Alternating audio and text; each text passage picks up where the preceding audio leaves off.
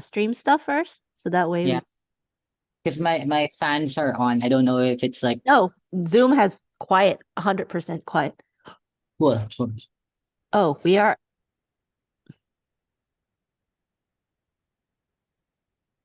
Yeah, we are actually live now. Oh, I well, hi. there are no human beings anyway, so we're just recording, right? Yes, for sure. Give me a De definitely. So here, it's actually being live streamed right now. So hi everybody. Like today, I've got a really special guest with me today. Avid is a director, animation director from the Philippines, and he's actually been one of our alumni who had done one of our panels before about Hayopka, the other animated feature that was really cool as well too. So Avid, thank you for dialing. What time is it in Philippines right It's now? 8 a.m. 8 a.m. Oh, thank Yeah, you for being so 8 early. a.m. of July 15. We are in the future. Haha. Yeah. And today we're actually going to be talking about your new feature, work in progress as well too. Mhm. And before we start that though, I did ask you to do a tiny little thing, but we can do it today as well too, where if you can write down on a note what your first film was, and also what did you learn about making your first film? Yeah, so my first feature film is called Saving Sally. It's this a very ambitious project where we did live action and animation and smushed it together, and we spent 12 whole years making it. So there was a lot to learn. And the most important lesson I learned from it all was that making a film, even if you spend 12 years making it, is only half the work. Like the other half is selling it. And we had no idea how to sell the film. So that's the that was a very hard lesson to learn because when you're making working on something for 12 long years, you're thinking, when this is finished, life is gonna be easy. It wasn't. So like so it was a very rude awakening that I thought 12 years of hard work would pay off. Like um it would just be sales and festivals and after all that, but then you had to learn, but you had to know about sales, and you had to know to have a proper festival plan. Like, so yeah, it was very hard. It was very um you know that film ate up my youth. Literally ate up my 20s. Then but yeah, but we made some money out of it, and we used the and I said I'll study like how to sell a film. It's not just about the creative stuff, so I did a lot, spent like good 2 years studying in different like workshops, producer workshops and all that. So, and I learned a lot, like how to, and then, and we got our second film, Hayop Ka, what we talked about. We got it properly financed, and we had partners, we managed our risk, and we had a proper festival and distribution plan and all that. But then the pandemic happened. So Wow. everything I learned meant nothing in the new world. So we just had to take a deal that was available to us at that time to survive. So it was Netflix. So this was back in 2020. So that was the fire sale of content for Netflix because they knew filmmakers like me had nowhere to go, especially in my country where we had the harshest COVID lockdown. Our government shut down one of the biggest like media conglomerates because it pissed them off. Because it was like we went super fascist then. So we had literally no options. And Netflix was buying films, not my film, but other local films for like $3,000, like crazy license fee. But everybody was just trying to survive at that time. So yeah, so that was a very long answer to a short question. But No, basically, that is perfect because what your first film led to your second film and now led to your third film too. So I think a lot of people are also, in the position of when they become an animator, they want to figure out, making their film and having it on screen. So I think that leads to, the current film that you have right now. How do you pronounce it? Zsazsa Zaturnnah. Zsazsa Zaturnnah. Is there a meaning to Zsazsa Zaturnnah? None. It just sounds very fabulous. Like Ah, that's you could never fantastic. because that it's named that way because you could never say it with a straight face. Zsazsa Straight. Zaturnnah. So so it's like Zsazsa Zaturnnah. So there's always like a curve to it. So it's never.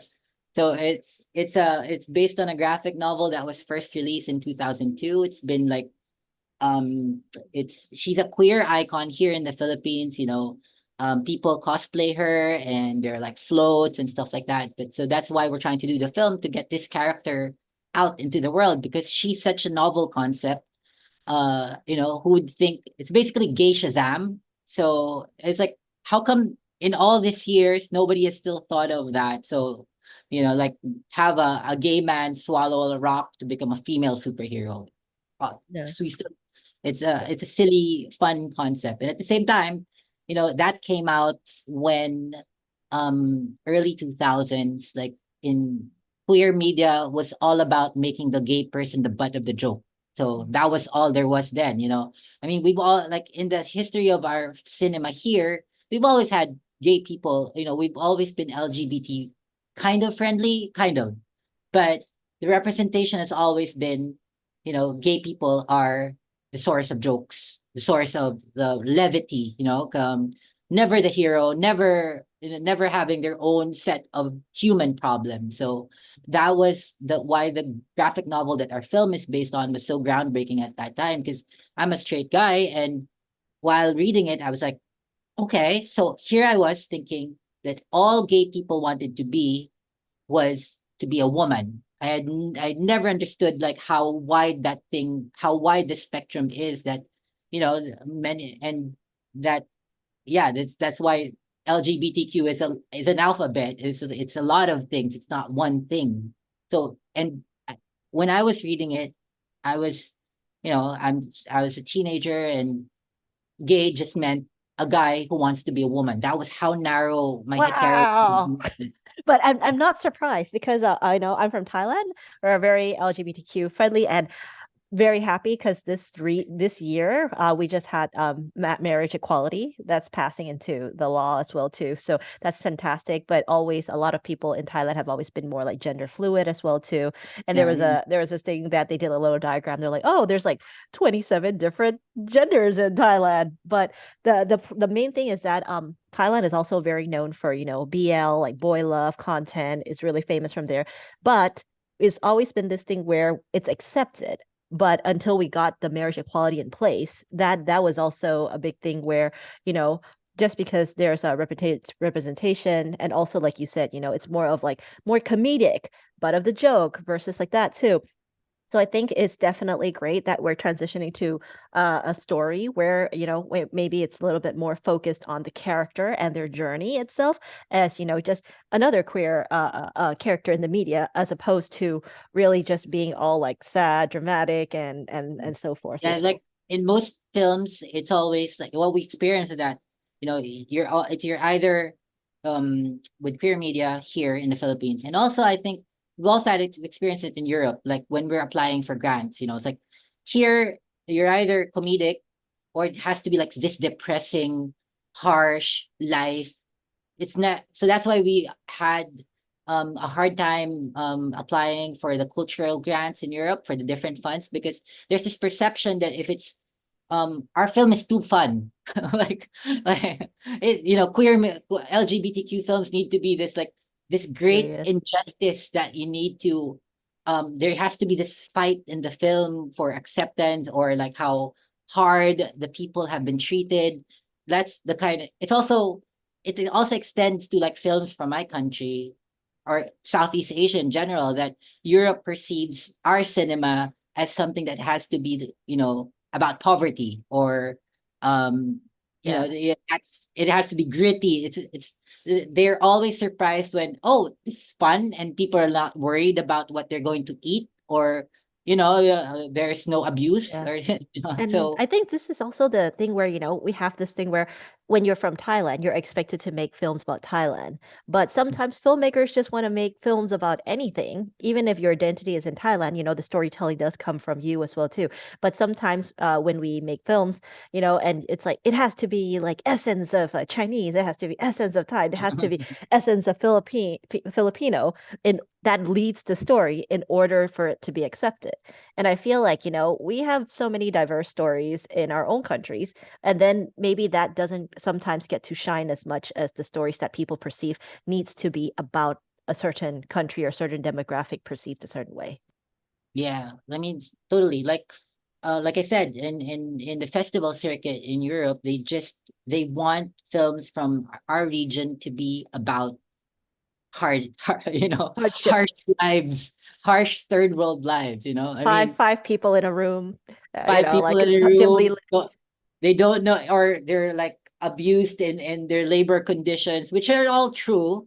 Life is hard in the third world, but life isn't always hard. And there are many stories that aren't just about the suffering and and all those things. But yeah. Yeah, and I think that's also why we have to have more diverse media in general. Yes. So, and sometimes like they come out, they're not perfect, but I think that's a stepping stone to the next one. And that's why, your first movie led to your second one, and now it's to your third one as well too. So can you tell us a little bit about Jar Zartura? Because I Zsazsa know Zaturnnah. Jar Jar, and I know you also have some behind the scenes stuff for us to take a look at as well.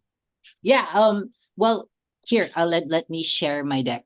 Let's see how the Oh, let's this see. is wonderful. We get to see you present to us, like, Yeah, but this is like this is a cool, like most of the materials I have online are all um are all like pitches, but this is like an internal story deck. So I get to tell you the entire story of the film. If you're cool with that, Fantastic. you want me 100%. But can you tell maybe the people who are going to be watching what the difference is between pitch deck and what they want and also your story deck? Yeah, okay. So a pitch deck is always something that's optimized for me to share to anybody who would be willing to listen in under 5 minutes. So I need to be able to tell them this is the film, this is how much it costs, this is how much this where it could possibly be sold, what market it's good. So it's all about like really, I'm talking to people who don't have the attention span of more than probably just 3 minutes, three Yeah. to 5 minutes maximum. So So the what I'm purpose is to sharing sell it, right? to sell it, yeah. What I'll be sharing is my deck for when I applied for a cultural grant. So I need to tell the story in its entirety for the cultural gatekeepers to know what it is we're trying to do. So, I am I screen sharing already? Not yet. Yes, you are screen sharing. All right. So let me go full screen on this. Fantastic. Nice. Format Like is this. slideshow. All right. So this is Zsazsa Zaturnnah. You see it? You see it? Yes, Sorry. it's All right. beautiful. Mhm. Yeah, so basically it's the story of a shy gay man living in a small town in the Philippines. After many heartbreaks over many years, he had committed himself to a simple and single life. But when a magical stone from outer space transforms him into a flamboyant female superhero, Ada is forced to face fantastic challenges, from fighting zombies to stopping invading Amazonistas from Planet X, to the even more difficult task of risking his heart to love again. So basically, gay Shazam. um, yeah, the trailer, I think it's best shown. They could watch the trailer on its own. I'd Yes. like to go straight to the story. So, like, this is based on a graphic novel first released in the Philippines in 2002. By our research, it's the first actual LGBTQ plus superhero from our region.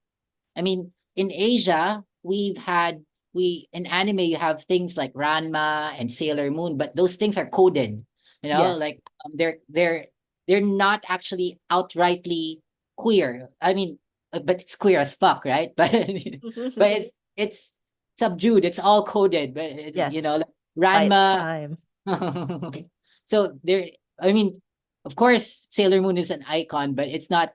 They it's I think it only became canon like mid 2000s when they actually showed on screen two girls having a relationship. But of course, it's like super gay. It's it's like it's that's why it's an icon. So yeah, so this is going to be 84 minutes. We're currently in production, and the whole film is being done in 2D.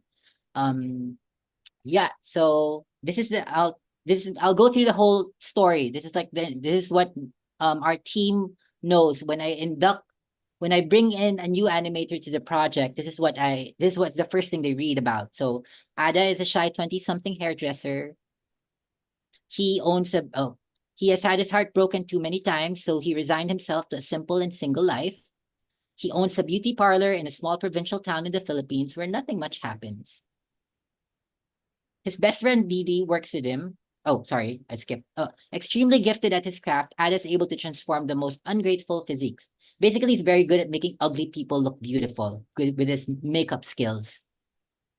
His best friend Didi works with him. They do not have many customers, but at least a kind and handsome man named Dodong lives across from them. But Dodong has mean homophobic brothers who always make fun of Ada. One night, a mysterious comet falls from the sky. It lands in Ada's bathroom. Didi convinces Ada to swallow it because space artifacts are always a great way to gain powers in comics. And of course, he knows that Ada's really good at swallowing things. Ada is suddenly transformed into a fabulous woman. They go out to test what her new body can do. They find out that she is super strong and can jump really high as well. Didi names her Zsazsa Zaturnnah and creates a costume. He insists that they could make lots of money in show business with her newfound beauty and powers. So this is a very Southeast Asian thing, pageantry, Miss Universe, like all the that's also very famous in like South America, like Yeah. the all like we don't have Super Bowls or NBA playoffs. We have the Miss Universe. Those things are Yes. super important here. Like the pageants are super important. So The that's like big thing. it's the biggest thing. It's like it's like the Olympics and the Super Bowl rolled into one. Yeah. And Yeah, especially so the costumes and the fashion the show. costumes, yeah. So it's like that's why, and it's like they're originally it's just for straight women, but the audience has always been the LGBTQ community, right? Like, of Yeah. In Thailand, we course, have they like Miss Tiffany as well too, yeah. like for the LGBTQ trans women. But what I know is that even the main Miss Universe now already had like 2 or 3 trans women on it. Like they've opened it up already. Of course, there's a fight for that. Like, as with everything, whether it be sports or bathrooms, right? But yeah, anyway, back to the story. So basically, with the newfound body, newfound powers, newfound beauty, let's do Miss Universe. That was their original plan. But instead of Miss Universe and other beauty pageants, a giant frog attacks the city. So their showbiz plans are interrupted by the sudden attack of a giant frog. Zsazsa manages to defeat it, but these alien superwomen appear, claiming responsibility for the attack. They introduce themselves as the Amazonistas of Planet X. That's the thing they do. Their goal is to kill all male forms. Why? Because the women of Planet X used to be enslaved by their male forms until the Amazonistas fought back and won. They have come here to liberate us all as well. The Amazonistas send one monster after another. Here's a giant cock. It's my favorite monster in the film. And another. So they just this monster kaiju attack after another kaiju attack. But Zsazsa Zaturnnah defeats all of them. The people love her and she becomes a local celebrity. Didi even converts Ada's parlor into a Zsazsa merch shop. Feeling overly confident with her recent victories, she is easily goaded by Didi to try and seduce Dodong, the guy he likes. But he politely rejects Zsazsa, saying that he already likes someone else. So it's like super awkward. A massive horde of zombies suddenly rise from the grave, distracting Zsazsa from the shame of rejection. She quickly decimates most of them. But she also encounters Ada's zombified father, who rambles that his son Ada is a disgusting disappointment. Zsazsa almost breaks down, but manages to destroy the ghost of the past.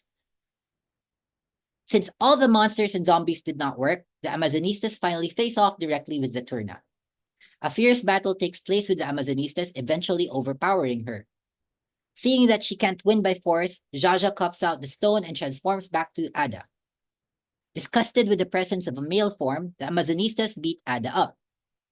Ada tricks the leader into swallowing the stone, then which turns her into a male form from planet X, becomes a literal giant pig. The Amazonistas beat the male form up and leave planet Earth. The story ends with Dodong declaring his secret admiration for Ada. After risking his life to defend his hometown from incredible threats, Ada now decides to risk his heart to love again. So there, it's a very actually simple love story. And Oh. I have this excerpt of how our film will look like. It's not a fully finished scene, but this is an animated scene already. So Mm. the context of this is the first morning that they tried being Zaturnnah the other night, and this is the first morning of having tested those powers out. Uh, And we go. You can have your own show right here when we don't have any customers. It'll be like a carnival sideshow. You'll be walking on shards of glass, jogging down acid, get nibbled on by crocodiles. It's that easy. No. Come on. I'm doing this for you. Take a good look at yourself. You wake up in the morning, eat, bathe, doll up, open up the shop, work. If there aren't any customers, you sit out here with your tongue sticking out and watch the day go by. Same thing tomorrow. The point, Didi. Your life is so boring. Can't you try doing something insane for once? Something legal, but something to get your blood rushing. Don't let your youth go to waste. You don't have much of it left. My life might not be too exciting. At least I'm not hurting anybody. I'm not getting hurt.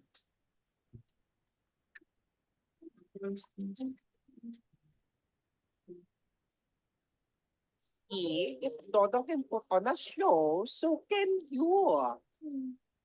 Hey there. So that's a short clip from the film. that was cute. Yeah, so there. Let me see what I have else here.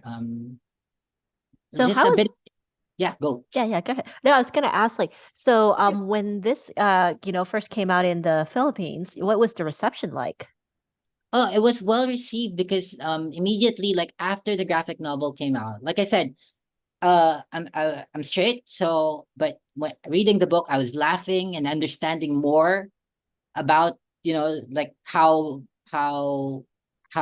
wide the gender spectrum is. So it was very good. It had a musical. It was adapted into a musical 2 years after it was initially made, and a live action film. So there's like career the Uh, the original graphic novel was black and white, and this is like scenes from the musical and the live action film. This all happened in between 2002 to 2006. So those were like the prime Zsazsa Zaturnnah mainstream years in the Philippines. But the musical is has always been constantly restaged. Like every 2 years, there's a production that mounts it because it's ah, it's a fun musical. Just of course, it's a drag basically. It's a drag musical, and like um in our local franchises of the Drag Race, Jaja is always cosplayed by one of the queens.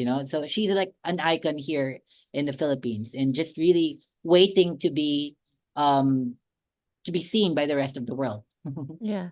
I think it's very interesting because this also goes into like the whole identity of LGBTQ because you have like a possibility of it's a gay man, but then he goes into a woman form, and then like so it's almost like what's it called, like, but you say Shazam, and now like but then at the end he discovers that who he is in terms of like Yeah, who he is the one that actually his crush likes too.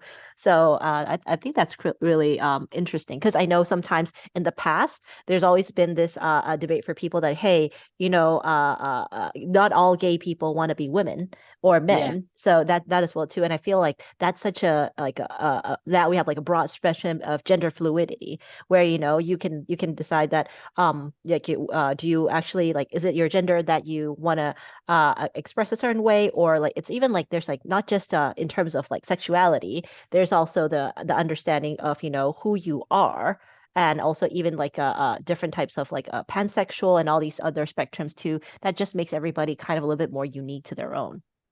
yeah, definitely. Like, one of the things actually when the film was first adapted, um, the transformation between being a guy to a woman was played out for laughs. Of course, it's funny. Ah, It was funny, but and of course, but one thing that the author didn't like with that adaptation was that it made it look like that he wanted to be a woman, that was his goal. So mm. so in our version of the film, now that the author is the one writing the screenplay, I want to make sure that it's going to be a shocking transformation for him, because he didn't want to become a woman but suddenly became a woman. So it's more of a body horror thing for him, Ah, not like a wish fulfillment, because so that's why you know, like, but of course in Filipino society, he, he was thinking that his crush would only like him in female form. So that, you know, so that's the arc in the story, that's what his conflict was. So um definitely. We but actually yeah, have a comment coming in too. They're like, "Oh, 2D is definitely the way to go," and digging the graphic styles, and looks oh funny as hell. But thanks, Q. Yeah, I know this is like a really like quick live and stuff too, all of a sudden. So thank you for just tuning in and watching as well. Yeah, but I think what is important as well too is that it's fun. And that there's like the entertainment thing, because we also have this thing where some people are talking about diversity in content, and how like some people might say that, oh, is it diversity over the idea of content as well too. So I think there's like this middle ground where as we are still trying to figure out our way in storytelling and accurate representation, where the lines are of like making sure that like what is the point of media, whether it's thoughtful media and whether it's entertaining media, and how those two actually are related. They are related. They come together. And I don't think that you can have a content that is like entertaining without really trying to understand, what people are looking for in terms of relatability as well. yeah, with that, I also, the hard thing about creating something from a small niche Mm. place is that there's this tendency that your film needs to carry everything. It's like, Yes.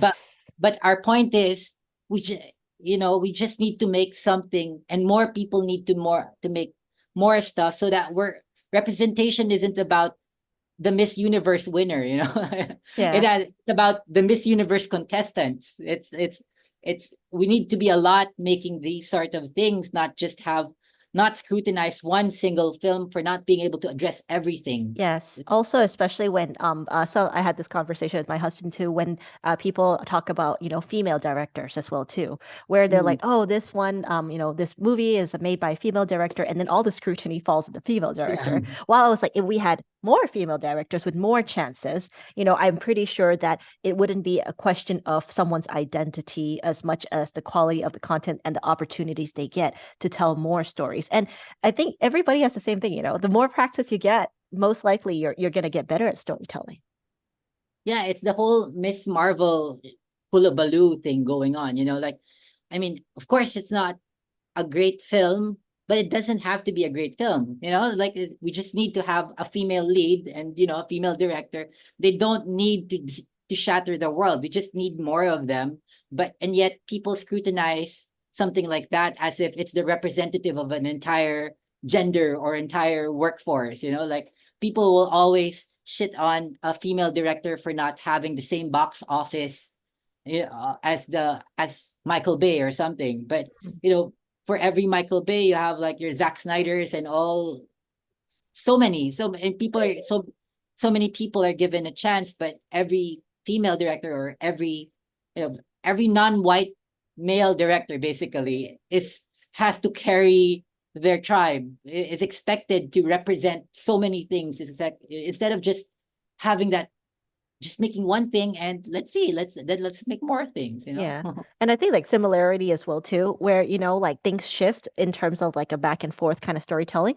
It's culturally, we're not from the same places. So, even like one story to one country reads differently to different people. So in your film, what do you feel like, that local Filipinos will get in any type of like inside stuff, or even like visuals and stuff that may be something that other people looking into this frame might not realize? Actually, it's more of um one thing that we lost while translating it into English is the Becky speak. Becky speak is local for, I don't know if do you have that in Thailand? Like there is Thai and there's like in Filipino, there's Filipino, our language, but the LGBTQ have their own language as well. Ah, yes. And it's very complex. It's amazing. Like the Filipino word for hungry is gutom. Okay? But when a gay man would say they're hungry, they would say, I'm Tommy Lee Jones. Oh, wow. Because Tom Me Lee Jones. You know, it's like What? it's like this big wordplay that mixes English, Filipino, and like pop culture icons. Do you have that? Do you have that? Do We they? have, yes, we do. We have sometimes, we'll take slangs from other languages and then and then, but I would say that like a lot of times, we will also steal I call it steal from different communities as well too, where it's like the LGBT community might have some word first and then it trickles into the community and it becomes like a very popular word. But then it's like, for example, do you know, infomercials. In the olden days, they have infomercials where they sell stuff, and then there's Mhm. Sarah and George. So in Thailand, like when we're trying to like, oh my God, like oh my God, George, did you look at this? Like, oh yes, Sarah, and it becomes like almost like an old kind of joke where they're trying to like, oh, when somebody's overly try to sell something or like overly like expressive, Yeah, like a yeah, hard sell. Yeah, a yeah. hard sell So kind of speaking. yeah, so we also have that. We have like, different English words that trickle in, and it's very specific to just Thailand as well too. So the words don't always translate outside. Like, even like the speak that is online, like five in Thailand Yeah, is it's ha. it's like ha ha ha ha ha, like Oh, you five, laughing, five, right? five, five, five, right? Yeah, Yeah, I yeah. read about that. And also like you could say a whole sentence with one syllable, like ka, yeah, because Yeah. the TA, I think, because it's like it means so many things. So yeah, yeah. So that's what we don't we lost, but we're gonna make a Filipino dub of this anyway. So then Yes. we get to bring back the Becky speak, Yeah. the the unique language that the so we worked on the film to make sure that it'll be understood by an international audience. So A um but 100%. I think one thing that um the locals, the Filipinos, will understand is that how um how scared you would be as a gay man to like a straight man. How Mm, scared, like you're so scared of, or at least somebody who you think is straight. mm. Not just liking, it's like dishonor from your from that guy's family, or some there Yeah. that kind of thing. So that's thing. Of course, in the West, especially, of course, in the more liberal spaces, that shouldn't be a problem, and it might come across as problematic if somebody's Yeah. wearing that. But Yeah. that's a reality here. Even if the Philippines is pretty much very well, we are very LGBTQ friendly, but legally we're not as well. We don't have marriage equality. We don't even have divorce, actually. Um, but like our most famous celebrity is a gay man. Uh, like Mm. like is like a Filipino RuPaul. That's like Ah, most our topmost celebrity. Like she gets all the endorsements, whether it be McDonald's, all the brand endorsements, like makeup, mm, fast food, telecom, all those things are endorsed by our definitely. our Yeah, let me celebrities. let me unshare our screen first so that we can see Okay, go our go go. animated conversation as well too. If you can unshare your screen real quick. Yeah. It's stopped. But I think it's very interesting what you say as well too, because you just even recently, when I say recently, I just mean like maybe yesterday or 2 days ago. Like I told you that in Thailand, the boy love community is such a big thing as well too, and we're very famous for our content. Recently, like a couple, which is like actually the two leading boy love actors from two different films announced that they were a couple openly. And I think that like it also took a couple of years because like one of them was respecting the other person's wish not to be out just yet. But prior to that, there's this thing that they always mention that, in Thai boy love community, there's almost like a hard sell of like a illusion, a fake out, where if you are in a movie with another couple, a person, you're supposed to be together and stuck together, and then like fan servicing, basically fan servicing. And so, like, it's like, oh, are they or not they type of feel. And sometimes there's also very rabid fans. And it's very hard for certain people, if they really love a couple, to discern reality from non-reality. But in a lot of cases, then when like, some boy love couple says, I want to go solo now, or, I actually have a relationship. I don't know if this happens in the Philippines, but in Thailand, somehow celebrities have to tell people when they're in a relationship or when they break up, and apologize. And I'm not sure why, but Oh, we have that. It's like what our entire entertainment industry is built on. Like, it's called love teams. So it's literally here's another interesting fact about the Philippines. Our box office, we're probably one of the only countries in the world where the box office films are dominated by female directors, because our best-selling genre is the rom-com. It's not mm, action, it's not, and they say it's because even though, we're macho feudal like most of the world, the people who run the households are the moms, the wives. So they get to choose which films the family watches or spends, oh, and the economic power of the rom-com. So that's why that is our highest genre. That's like our biggest genre. And so celebrities, to succeed, need to be in a love team. You are paired up as a teen to be in a love team, and you do films exclusively for together. years, and Yes. you're expected to be a couple. And most of them do become a couple, because you're like teenagers put together in a room for years on end, days on end. They do become a couple, and they have Yeah. to press releases to announce their breakup. Like, it's big national news. So Yeah. it's amazing. It's like I think it's a Southeast Asian quirk. I don't know. Oh, Like, yeah, I agree. And then that what was interesting about this too is like when the actor who recently came out was with his partner, his acting partner, basically. the Like, love they were team. doing, yeah, love team. The love team. I love that word. The love team. They were supposed to be a couple with fan services. And then when he came out and say, hey, I want to be respectful to my partner, who he didn't announce who it was, and said that, he wasn't really in a relationship. And then some people are really upset about it. But also, he did mention the word queer baiting. And I thought that was a very interesting topic, because with the fan service, a lot of them are maybe straight, maybe not. You don't know orientation. And a lot of time, like I said, people in Thailand are pretty fluid as well too.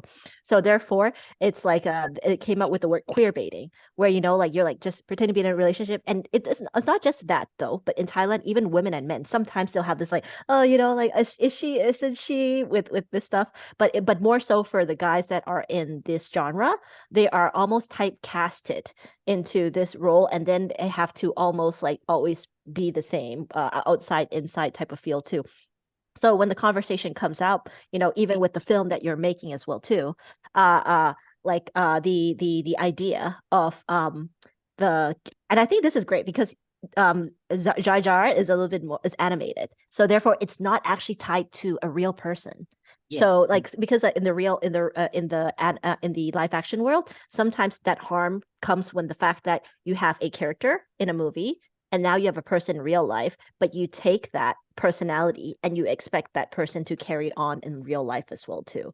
And Yeah. in this case, as an animated film, I think that's a really great place where, even if somebody is really stuck to the animated graphics novel, and it's fantastic that you have the original artist on this as well too, to not have to tie it down to a live action person, to this as well too, especially with all the fantasy elements going on. Yeah, but we also have to be, we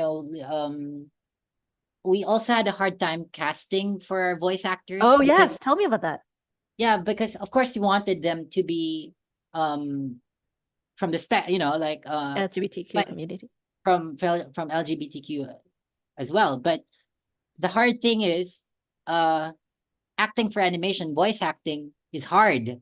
It's not just Oh, it's its own thing, you know, like I've worked with professional actors and you put them in a booth, they suddenly don't have their tools and it's hard. They struggle because they don't have their face, they just have their voice left. So we needed to work with somebody. We got a great cast for the English version, but our problem now, problem quote unquote, is that when we do the Filipino version, it's gonna be very technical because we've already animated, and you need somebody who can dub. Dub is yes. hard because you're doing a performance on somebody else's meter. Yes. There's already a length that you need to hit. Mm. So like right now, everybody is expecting us to cast our biggest celebrity, which is I was telling you about the biggest Yes. game. Her name is Vice Ganda, and Yes. she's the biggest celebrity here. So everybody is expecting her to be the main Jar to be Jar. yeah, it's like, but the problem is her comedy is freestyle. Like that's why she's so famous, because she's very good at like the wit, really like having a spiel, because do you have that comedy bars in Thailand? Yes, we do. We have a lot of comedy So bars. stand-up comedy, comedy drag show, those sort of Yes. things. That was where she came from. But that's not but then she'll have a hard time dubbing. Doing the dubbing. Yeah, because it stays into a form of very technical stuff too. It's a very technical form. So that's hard. And the only person, one of the few people I know who could do that is straight, but has already played like a lot of gay roles in on cinema. So there's that conflict, you know. Of course, you want 100%. but in my case for the film, we need technical skills that do not exist in a lot of, because it's such a small thing, dubbing. That's not something a lot of people do, you know, like, and we also need celebrity, you know, for it to work, because animation in the Philippines is not is a very is not a well people in the Philippines only think of animation as something for children. So they don't, even Pixar films don't do so well here, you know, because people choosing between a Spider-Man, which a family would a live action Marvel film where the family thinks all of them will enjoy, they'll pick that instead of like, they think that Pixar is for toddlers. kids. That's already Pixar. I don't know if you have the same problem in Thailand. Malaysia doesn't have that problem. Like Malaysia is a great market for animation. I think in Thailand we have different problems, but also Disney markets very well in Thailand in terms of sometimes they'll have like experiential like pop-up booths and stuff. Like, you know, when Frozen came, they have like in the mall, they'll have like Frozen stuff like all over too. Are Disney films redubbed in Thailand? There's both. You can choose. So you can actually have subtitles and dubs. So some people prefer subs, some people prefer dubs. So I think that's the problem with us, because we don't redub. So because you're English. It's English. Yeah, the people. So that's always been a problem. Like, so that's why animation is just perceived as something for children. So there's no that's why when we release this film in my country, we need to have, I didn't need celebrities for my dubbing, for my voice actors in the international version. Of course, we don't have the money for them as well. It's gonna be crazy. Like, you know, like that's a celebrity would cost like 50 animators working. So yeah, that's the thing again. So like you mentioned, right? There's the part about because I had this conversation too, like where you know we're very ingrained with some of our voice actors here, and there's got to that point where Robin Williams was the voice for Genie, and that's when you know a lot of celebrities started to become like in the space of voice acting. But then there's also that balance of one voice actor who is very, very, very high persona would cost a lot to have on the stuff as well too, and the animators and the animation, we're like, well, you know, there's also opportunities for other people to be able to do that as well too. And now coupled with how we also try on our end, like you said as well too, to make sure that the diverse voices represent the type of film it is. But in another sense of well too, it's that, like you said, there's a lot of technical things that require technical know-how, and having to balance that with a budget with the resources available to you, especially in a country where the animation that you're doing is going to be based on an existing property, but also against the fact that animation is often seen as a kid content. I It's like no animated film has made money in my country yet. Yeah. So I think that's really hard because on one hand, the famous trans person, is it trans person or is it gay? Or Yeah, uh you NB. say RuPaul. Okay. Okay. What do you call? Non-binary. Oh, and binary. NB. Perfect. Yeah, NB. Okay. So your NB celebrity, I don't know if like they would be able to work with you as a consultant within like stuff as well too. And even like the budget that you have. I know that you're fundraising your stuff for Kickstarter right now as well too. So these are the challenges that I feel, a lot of people, especially independent. I specifically say independent because now you have to fund the project yourself as well too, while finding all these finances. I think that is a hard challenge that a lot of times people on the other side may not notice or see. Yeah, especially with our project. Earlier I mentioned that we had a hard time with the European grants um, because our project is fun, and Europe is our I don't one of the best ways an independent. Europe is very independent cinema friendly. That's a great thing, like you're not funded. You can get your film made through government grants because France, Germany, Sweden, um Norway all have these great public funds, and but they all have cultural gatekeepers, and the taste of these gatekeepers all veer towards Similar. art house very very deep because they want. I understand their mission. They want to dehomogenize entertainment, because right now entertainment is always Hollywood, and Hollywood, so they always want something that is as far away from Hollywood, because otherwise, Hollywood already does that. We're trying to break the cultural hegemony of the power of the USA in entertainment. So they want something in that space. So our film, uh, our film is too much fun for the cultural grants, but too weird for the mainstream. And that's why a lot of times these films don't get made or don't get Yeah. seen because it doesn't fit into the tight casting that is Yes. expected of what the mainstream or whatever might want to see. Yes, because film sales is all about fitting into a neat box. So you should be, you could be like some very heady. If you're an animated film that's art house, it should be something that Can would play. So it's very deep, very. But ours is like monsters and fun, so it doesn't fit there. And at the same time, it's not it's about a gay.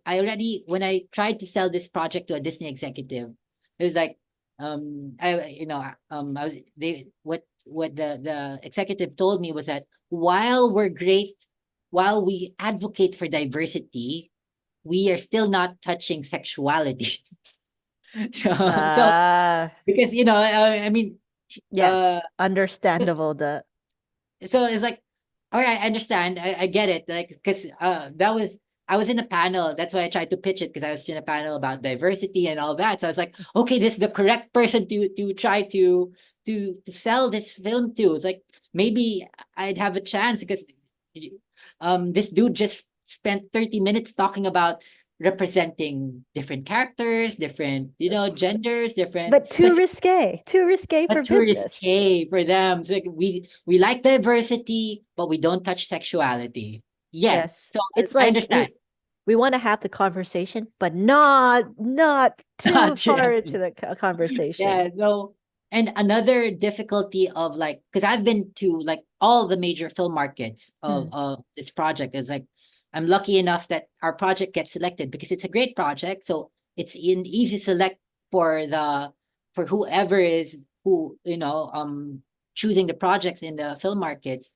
But when I'm on the floor and selling it to different investors, and they like it, they laugh. It's very easy to sell to them. I could easily make them laugh with just a few slides of my presentation.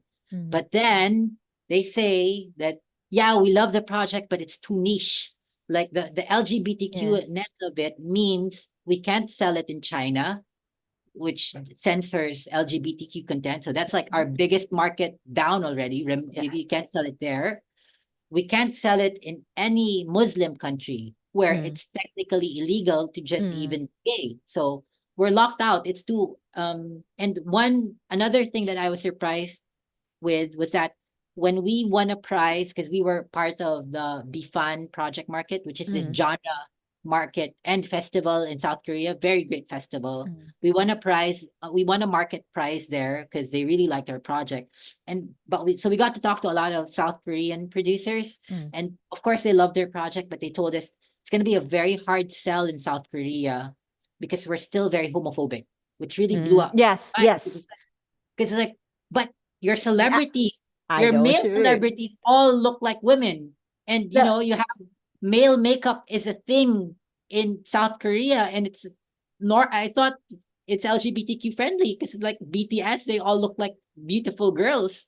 it's like they're also a very big market for BL as well too. As well, However, yeah, as opposed to Thailand where they want people to do fan service, they don't want that in Korea as well too. So this is the case where I'm saying, like capitalizing on a certain group, but not actually giving them the rights, not yes, supporting them, exactly. not the stuff, but you just want to capitalize on it because you're like, oh, there's people paying for this.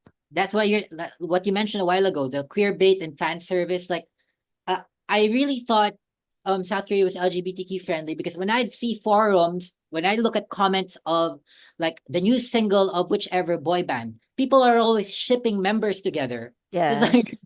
so I thought it was like a thing, but it turns out Oh, even fans would ship, but they'd be yes. mad if you call their idol gay or Oh my God, there's that whole era. I don't know. I know it still existed today, but there's that whole era, especially like I said in Boy Love, where they're like, "Oh, I'm not gay. I only like you." I don't know if you have this, but yeah, but it's basically like the main person would be gay or lesbian or whatever, but then they'll be like, "I'm actually not gay or lesbian, but I only like you," type of feel as well too. And I feel like, like I said again, sometimes in Thailand, there's gender fluidity, so you don't kind of define yourself based on that. But again, in a way, that's also kind of negating that yeah. aspect, and it also makes it really hard for people who are gay to be like, okay, so it basically like doesn't exist or like, um, Or the way it's phrased in that kind of like narrative, it's like that this is a hard thing. This is something that shouldn't happen, but I'm doing yeah, it's a, I've the grandness overcome this grandeur overcome. thing. It shouldn't be because it's natural. It's nothing to be. It's not like you're become. It's like you're equating it to being a Nazi and Yeah, it's like some major thing that you had to overcome but it's not. yeah, People are supposed to like who they like, and it shouldn't be a struggle to it shouldn't be something you overcome. Liking is liking. definitely. Yeah. And I feel So like that's really hard too, because like especially in Asia, certain parts, like you said, Malaysia and stuff, it's taboo to it's be taboo. LGBTQ.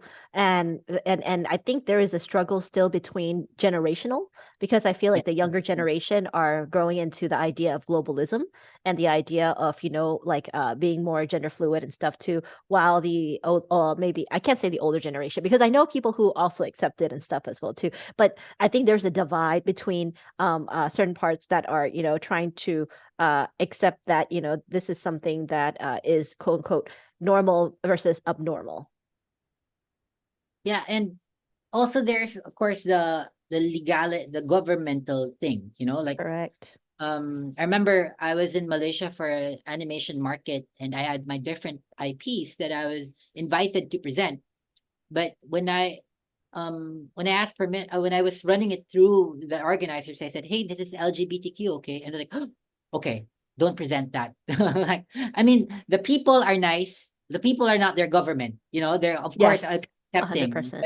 but they said, "Oh, we're this this event, this market is funded by the government, so we can't have Yes. that."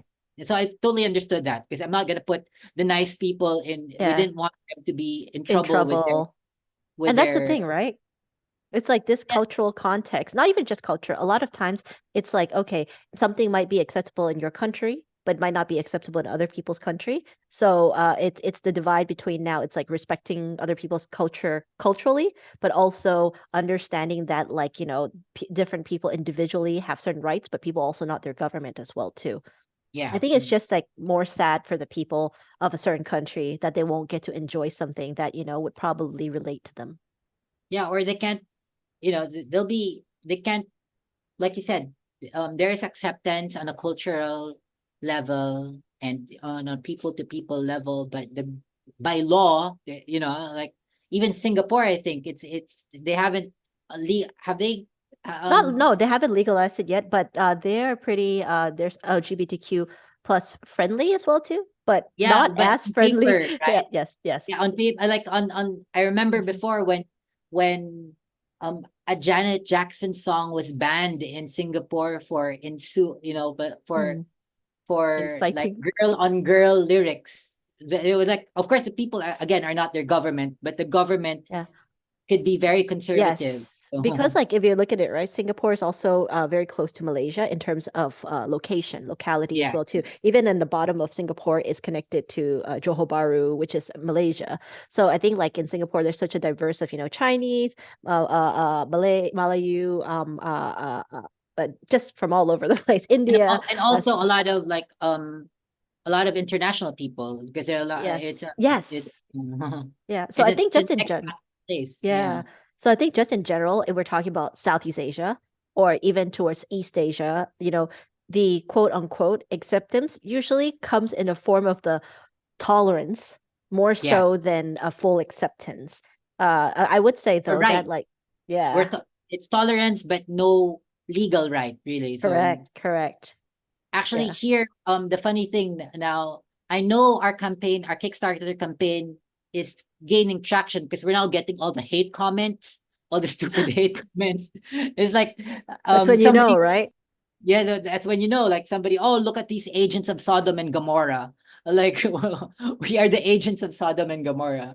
Mm. Um, uh, like that this pride is a biblical sin. They say you get these like amazing, really creative, hateful comments. I don't know Mm. if you've ever seen that.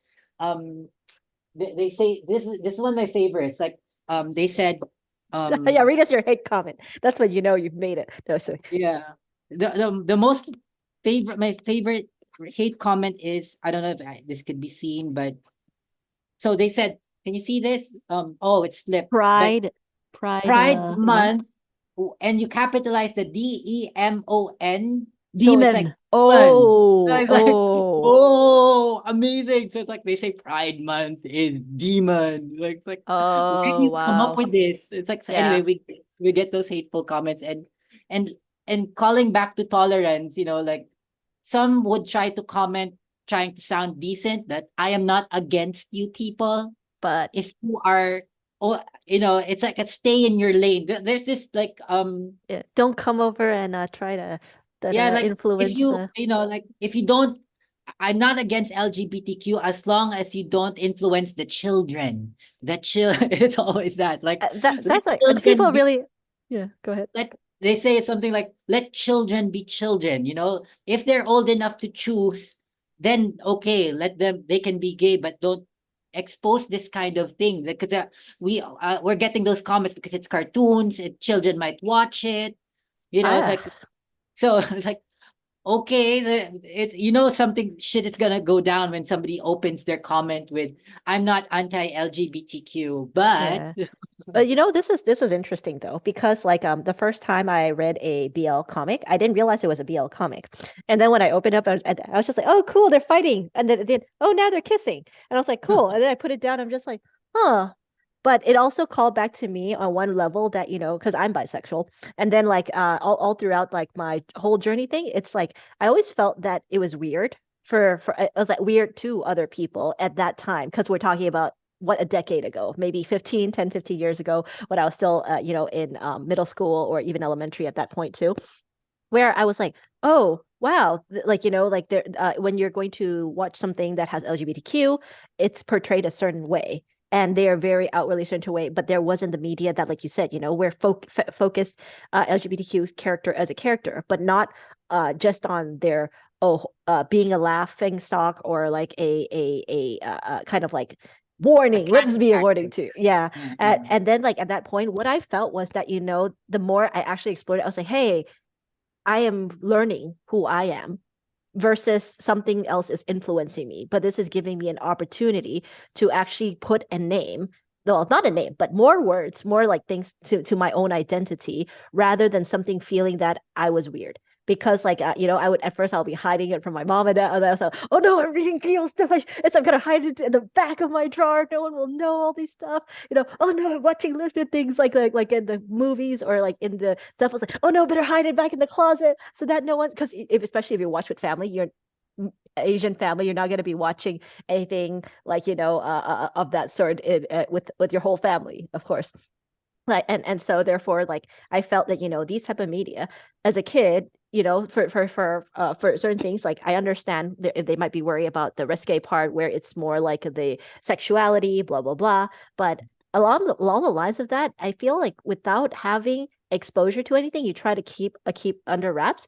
That's actually also very confusing to somebody's journey as well too, to feel like they might be an outcast or weird, yeah. because then you have to repress yourself. Yeah, that's why it's something like something like Steven Universe is great because it's not outward, it's just a cartoon. Mm. And then if you are leaning towards if you're different from what's the normal, but you see yourself in the cartoon and the cartoon is not trying to be all righteous about it, and it's just normalized, so that's what we hope to do with our film. We're not out there, we're not saying watch our film, we're fighting for this. It's just a Yeah. fun. Same thing with the graphic novel. When I was reading it, it's just really reading it and laughing and oh cool that he likes a guy. They have romance, men and women, they have romance inside. They have like kissing inside of mainstream media. And Yeah, then your exactly. kids have access to phones, your kids have access to technology, which is Yeah. probably like even more stuff that they're exposed to. And so for me, when we're looking at this, it's like, it's not, like I said, it's not like somebody was might be bored and then decided that they see something, and if they don't like it, doesn't mean that they're going to turn into something. But Yeah. on the other hand as well too, if you feel like something is taboo, then you'll be like, oh no, I will never show this part of me to anybody as well too. Yeah. Yeah. But I mean, oh, well, I know that was really an animated conversation. What I'm going to do is I'm going to put your Kickstarter link into the chat, but I'm also going to add it to our link on YouTube as well too. And then when we put it out on social media, this recording tomorrow as well too. And then I think, like if anybody is interested in being able to see this movie, work along with or without support, the filmmakers are already always trying to make the stuff, but it always gets easier with support because, like you said, like this is a film that is really in between of Yeah. finding commercial support or these types of support. So it makes it And very challenging. yeah, and even with like getting our signal out for this project, it's like before I launched the Kickstarter, I listed down all the websites that had great reviews for my previous films. Half of them came back to me saying, because I was really counting on them for the signal boost. It's like Cartoon Brew, which is like the center of the universe for anything Yeah, animated, animation. and Screen Daily for independent films. Mm. The people were hoping that would boost our signal came back to us and said, "Oh, we're sorry, we love the trailer, but we have a policy against promoting Kickstarters." But this is the thing, right? I understand their policy. I understand why, because like So a why lot is of that? Actually, I haven't gotten a straight answer yet. well, I can't speak for them, but sometimes when you boost out something that is Kickstarter and if it doesn't successfully fund, Oh, okay. So then you it get looks like you're blamed for it. defraud. Yes, correct. It'd be Okay, like, okay, well, okay. Cartoon Brew promoted this particular Yeah. Kickstarter, and then like I put my money into it, and therefore Okay, it okay. didn't never came. However, I also think, this is the moment where a filmmaker needs the most support. Uh, Exactly. yeah. So maybe, it's also a case of where before you do a Kickstarter, just tell them I'm working on something new without the Kickstarter stuff first. And then maybe use that, if they write an article about it on like a pre-trailer, take that and then put it into the Kickstarter.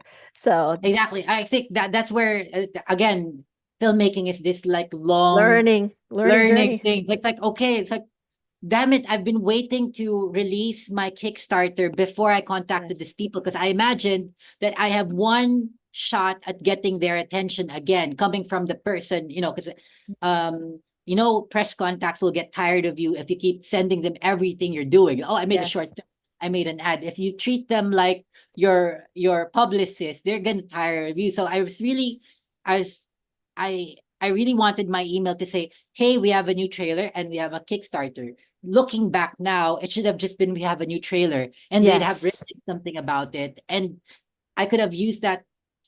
Of course, It's now it's a too late, but yeah, it's it's a a good, learning experience, right? It's yeah. good. So it's like to anybody thinking they're launching a Kickstarter, do your press work before you Yeah, launch it. it's not too late though, because Yeah, after you finish the Kickstarter, you could always, send it over to them and say, hey, this yeah. we're in the works and stuff. But also, what my friend does, because she does a lot of Kickstarter for her like Orient Tarot cards and stuff, is that she also collect people's emails. So that like Mm, if people like the stuff, like please like we're working on developing this, send us your press stuff, and then we can still before a Kickstarter launch, we'll email you to let you know that the Kickstarter is launching as well too. So that way you can have that pre-planning up to the social media part before Kickstarter launch, because the time the Kickstarter launch is actually not the time where the stuff is staying. It's pre before that as well too. yeah. I think people don't not you, but also I think most people don't understand that there's so much things that goes on behind the scene of like a whole life, that one that you said, from even getting something onto like a distribution platform. Yeah. It's like even for our Kickstarter, we had this ready for an entire year before. I'm so scared of releasing it because Mm. here's another fun thing that we learned. Like when we prepared for this Kickstarter, we studied it. One of the main things that we had to study was that there are horror stories on Kickstarter where you are successfully funded, but you end up losing it all to fulfillment. Like because you didn't do your math with your shipping and handling and all. Yes. So we had to study it, even the labor cost. So it's like, okay, the best thing, our main reward is basically to turn people into cartoon extras and we give them that artwork. So I think that's really cool because they get to be a part Digital. of the film and they get to be, they would literally be in the film. But we had to compute how much that would cost Hmm. to to Work. design. It's gonna be it's gonna be a lot of labor. You're designing, then you're animating. It's a lot of Yeah. so we had to make sure that we are going to be covered when we do that. So when we did all that, we did all the research, we Mm. talked to people with successful Kickstarters who said, okay, Mm. you have all the ingredients, but one thing all our mentors did not know, did not see, was that we are in the Philippines. So Yes. our we have 90,000 followers on our Facebook page, but all of that 90,000 are all third worlders who don't even have Yes. Kickstarter accounts. So it's like that blew our minds. It's like, okay, we're not ready for launch. We can't launch this with this. So we had to wait a year and make sure that we had more contacts outside of our country so that we could be supported. So we're now at 24%. So far so good. It's a crawl. I hope people watching this help us spread the word Yes. Western world. We have cool rewards and like there are Kickstarters out there who are just kickstarting a comic. Here, the comic is already part of the reward. Mm. And If you also your team is already established too. Like you've done two features. You are yes, still gonna do it regardlessly. So therefore, it's not like it's not gonna happen. This is yes, a Kickstarter that I'm pretty sure, like pretty confident, unless, knock on wood, anything else, that you would still be going on with this. I would yes, we are selling our kidneys and lung. no, no, no, you are not, because that you wouldn't be able to work. That would be even Yeah, worse. But but yeah, well, we completed our second film at the height of COVID, so mm, we know how to you're deliver a film. strong. We Yeah, could and it's make a a strong studio that it's also you have your own, like, like the Hayapka and all this stuff as well too, that you're making your own films. And I think that's important to understand, is that, a lot of people coming into the not even animation, let's say filmmakers, right, want to tell stories. And at the height of it all now, there's people who are taking that chance of understanding that it's not just about commercial, it's about telling stories that they want to tell. So I think that, if people watching this or whatever feel like you want to tell your own story and you've wanted support, this is the time. The time is when people need it the most, the filmmakers need it the most, is now is the time to support. Yeah, and also, we're a studio that's just driven by to make stuff. Like you said, we tell what we want, but if we wanted to make money, we should be making children content, because Correct. that's Wheels in that's the like bus. yeah, no, Bluey, like every animation studio is after the next Bluey, which is great. I Mm. love Bluey. Amazing show. So, but we are silly artists who just want to, we locked onto this story. This is the story we want to do. And we've been doing, we're on year 4 of production, of active production. I started this project writing it in 2018. So it's Wow. 8 years for me, 4 years for the team, and we have 2 years to go if we are funded. Funded gets us to the finish line in 2 years. So we didn't launch the Kickstarter relying on it for our dear lives, but it's gonna make the Bit easier. project happen faster. Yeah. So Yes. we, So we can you are show us a little of your Kickstarter page, like the rewards on it? Because I think yeah. it's cool to get animated. A lot of people are like, "Oh, can you put me in your animation film?" It's like, here's your chance to be in the animated film as well too. And it's a So let's feature. It's a feature. Yes, let me see. I am a Kickstarter noob, so let me like see first how to go about the rewards. Let's see. Definitely. Well, while you're pulling that up as well too, I would just like to say that the reason why that we also have this conversation as well too is that ASIFA is an international organization. Even though we're located in the South, we're not just bound to just only in Atlanta, in Georgia. I think animation is a global endeavor. It's like all over the world. We're trying to tell stories as well too. So therefore, I think, the information that you've given us today, or even showcasing what you do, is going to be a very a great inspiration to all the filmmakers and people that want to make their own film. Yeah, and another thing I want to say to your organization is that being in the US is already a huge advantage, because your social network is connected to people with dollars. My social network is connected to people with Philippine pesos, and our economy is really down. I mean, Oh you can, man, of course, it's things aren't peachy in the States as well, but it's so much better than the third world. So yeah, so here are our rewards. Of course, we start, can you see it? Is it yes, showing? So yeah, so we start at $1 for eternal gratitude. You even and you $1 helps.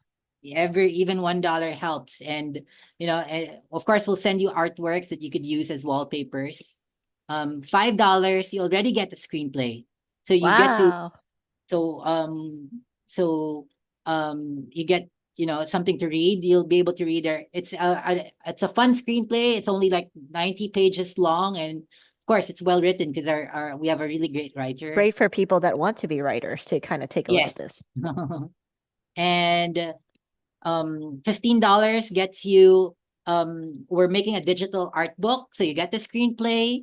So when we made this rewards, we're really thinking of getting support from fellow animators. That's why, what would we like to see? So we're giving out we have this 100-page design deck, like of all the character designs and all the environmental designs, and of course you get the previous rewards, which are the screenplay as This well. is great for artists to actually check Yeah. out. Okay. This is $15.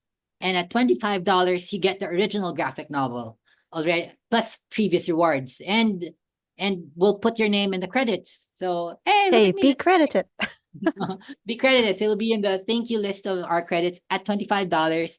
This is where I'm saying that it's great value for because other Kickstarters are just trying to Kickstarter a comic book. Here Mm, our reward is you already get a graphic novel out of it. You'll get a digital copy of the graphic that's novel. amazing.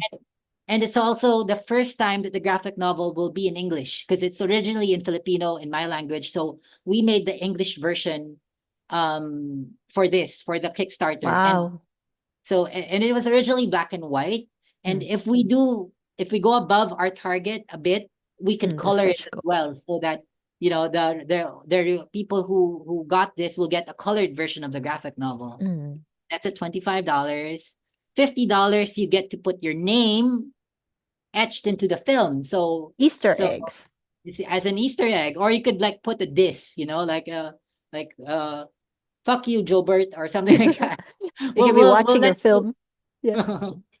like we'll put your name or whatever short message you want embedded into the background. So that's at $50 plus all previous rewards.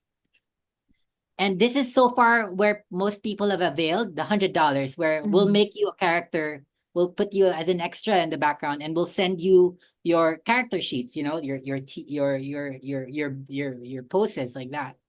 That's Hey, a for hundred. people who always, wanted to have their own self-portrait, this is a great way and you get to be in an animation. Yeah, so it's like it's even like kind at this rate, it's like, you know, like a commission on so like it's like commissioning an artist to do your Yes, portrait, kind of exactly. pretty much it actually. And it's not just a portrait, it's a character sheet, and it will Yeah. be film. You So can like find we'll yourself in there.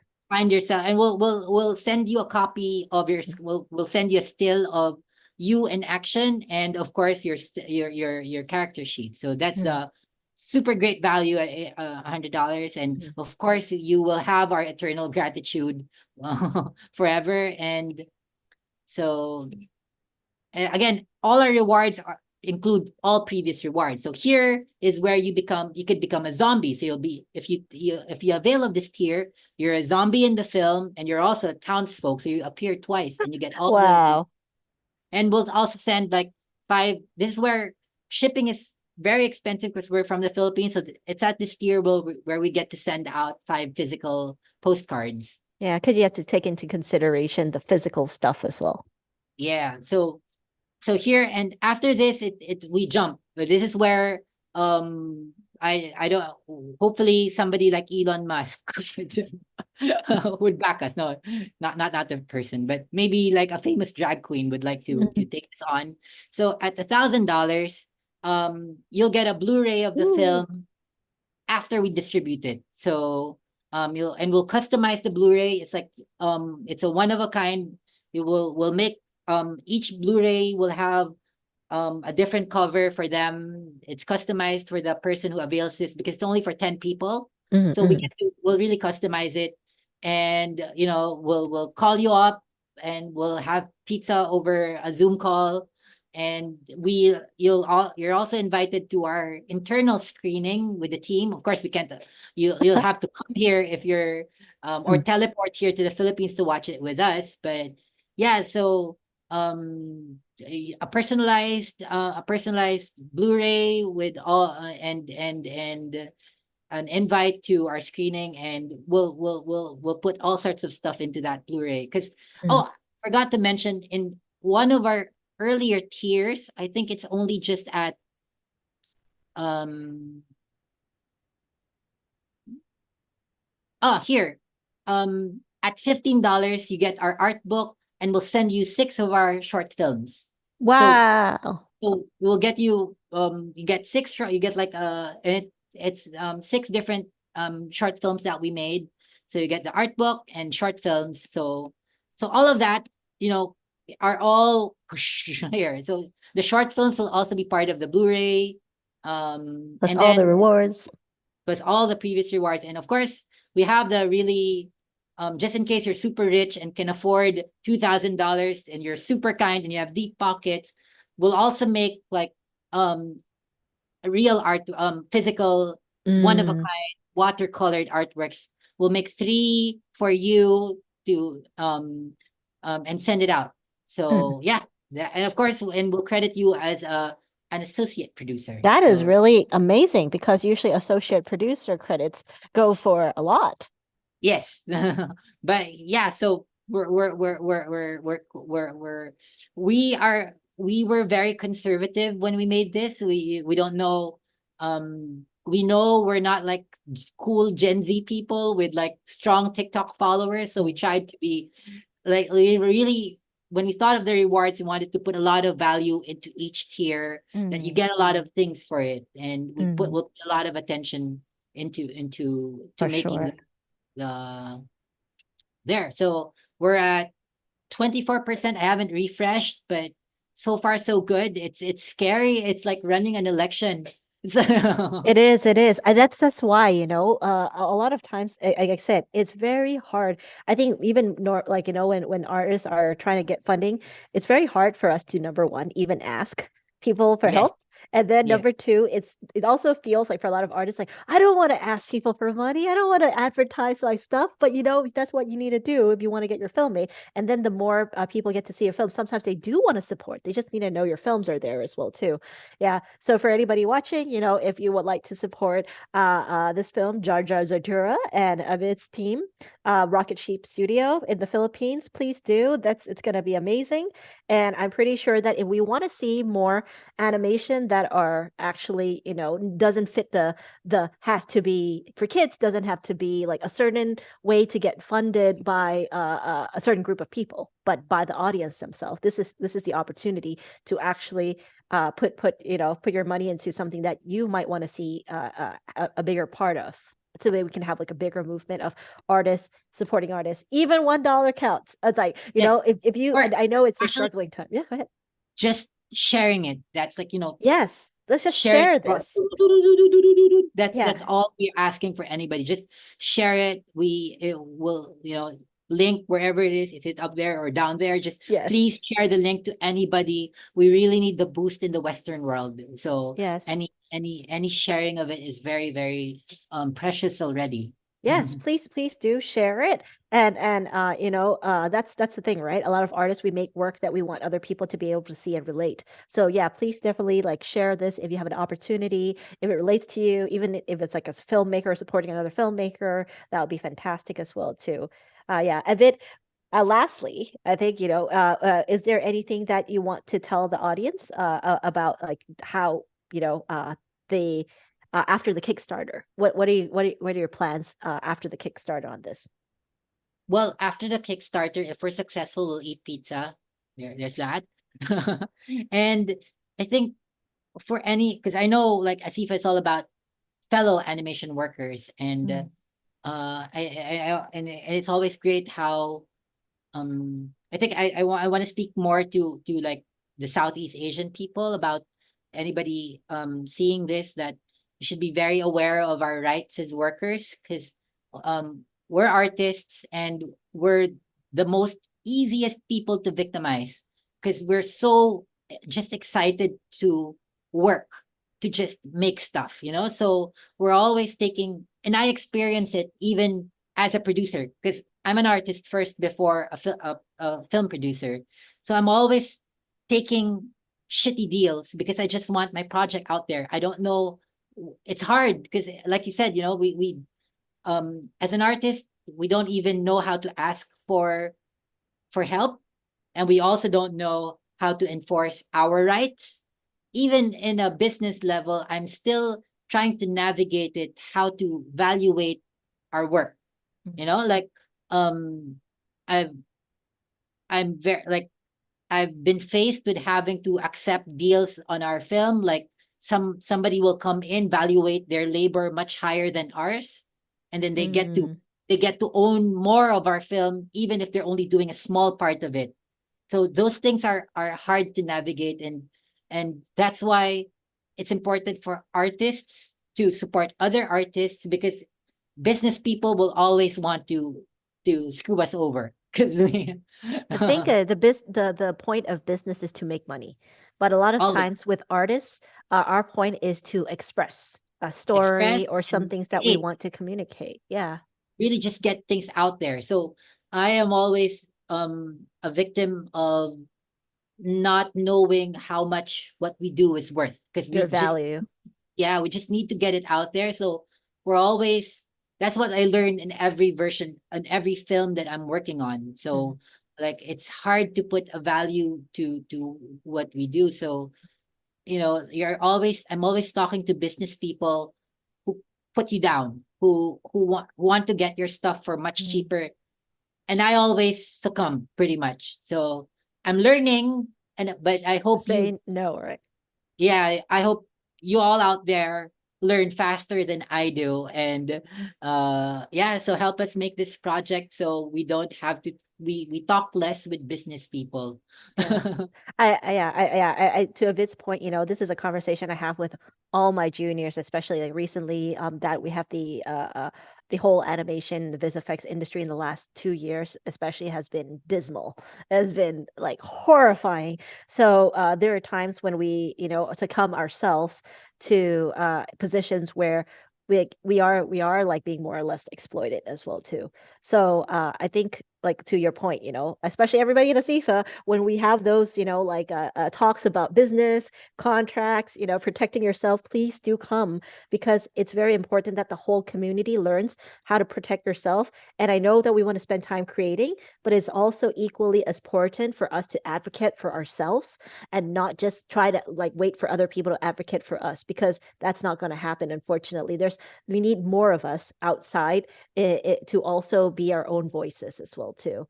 Yeah, and that way, if we understand the business and we have more ratio in the business world, maybe we will advocate for the artist so that way in the future it will be a better condition for those that come after us as well. Okay.